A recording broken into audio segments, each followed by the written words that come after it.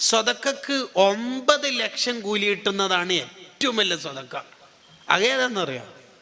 ഇൽമിൻ്റെ അഹലുകാർക്ക് സ്വതക്ക കൊടുത്താൽ 9 ലക്ഷം പ്രതിഫല.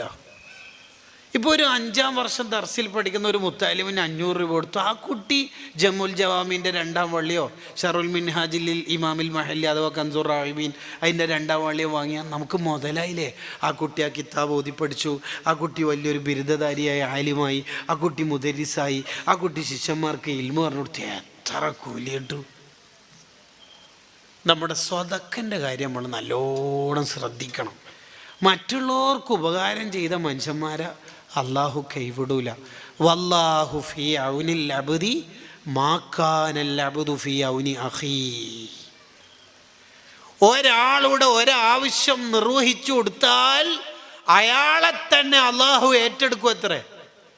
ഈ ഹദീസിൻ്റെ വ്യാഖ്യാനത്തിൽ കാണാം, ഒരാളുടെ ഒരാവശ്യം നിർവഹിച്ചു കൊടുത്താൽ തന്നെ അള്ളാഹു അയാളെ ഏറ്റെടുക്കുകയാണെങ്കിൽ കുറേ ആളുടെ ആവശ്യം നിർവഹിച്ചു കൊടുക്കുന്നവരുടെ കൂലി എത്രയായിരിക്കും? 1000കണക്കിന് ആലിമീങ്ങളെ വളർത്തി 12,000-ത്തിലധികം സഖാഫിമാരെ വളർത്തിയ സുൽത്താനുൽ ഉലമ ഉസ്താദിൻ്റെ കൂലി എത്രയായിരിക്കും? 1000ങ്ങളാകുന്ന അനാഥകൾക്ക് തണലായ ഉസ്താദിൻ്റെ കൂലി എത്രയായിരിക്കും? ലക്ഷക്കണക്കിന് പ്രവർത്തകർക്ക് സുന്നത്ത് ജമാഅത്തിൻ്റെ വഴിയിൽ കപ്പിത്താനായി നിന്ന് കാന്തദർശിത്വമുള്ള കാന്തപുരുസ്താദിൻ്റെ കൂലി എത്രയായിരിക്കും കൂലി? നിങ്ങൾ ചിന്തിച്ചു നോക്കി. ഇപ്പം നിങ്ങൾ